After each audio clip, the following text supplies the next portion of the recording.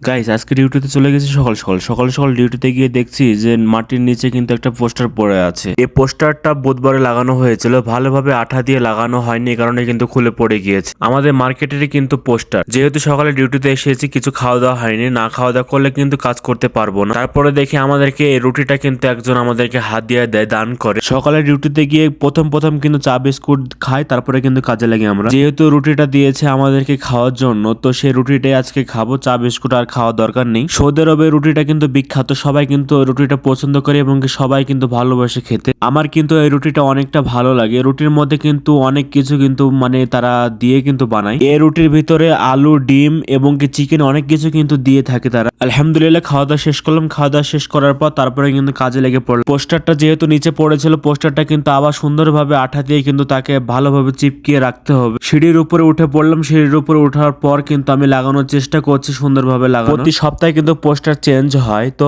এই সপ্তাহে পোস্টারটা থাকবে, আরেকটা সপ্তাহ আসলে কিন্তু আরেকটা পোস্টার আসবে। মাসে 4টে সপ্তাহ, 4টে সপ্তাহে কিন্তু আমাদের ডিসকাউন্ট পেপার চেঞ্জ হয়। মার্কেটে প্রচুর পরিমাণে কাস্টমার হয়, এই কারণে যে ডিসকাউন্ট থাকে ভালো, এই কারণে কিন্তু কাস্টমার প্রচুর পরিমাণে হয়। এই বোর্ডটা কিন্তু ক্লিপটা কিন্তু উপরে লাগে, নিচের সাইডে কিন্তু ক্লিপ নেই, এই কারণে কিন্তু তাকে ভালোভাবে আঠা দিয়ে জোড়া লাগাতে হবে। টেপ নিয়ে এসে কিন্তু পোস্টারটাকে সুন্দরভাবে কিন্তু লাগিয়ে দিলাম। পোস্টার লাগানো হয়ে যাওয়ার পর তারপরে চলে আসলাম মাপামাপি কাজ করতে। এখানে যে ডালগুলো দেখতে পাচ্ছেন, ডালগুলো কিন্তু আমাকে 1 কিলো করে ভালোভাবে প্যাকিং করে রাখতে হবে। আমি প্যাকেটে ভরে দিচ্ছি, তারপরে কিন্তু বন্ধু সুন্দরভাবে মেপে দেখছে যে 1 কিলো হচ্ছে কিনা। 1 কিলোর কিন্তু কোনো বেশিও হবে না এবং কি কমও হবে না। ডালও কিন্তু মাপতে হয়েছিল, এটা কিন্তু মানে ডাল না, এটা কিন্তু খুদের চাল মনে হচ্ছে আমার।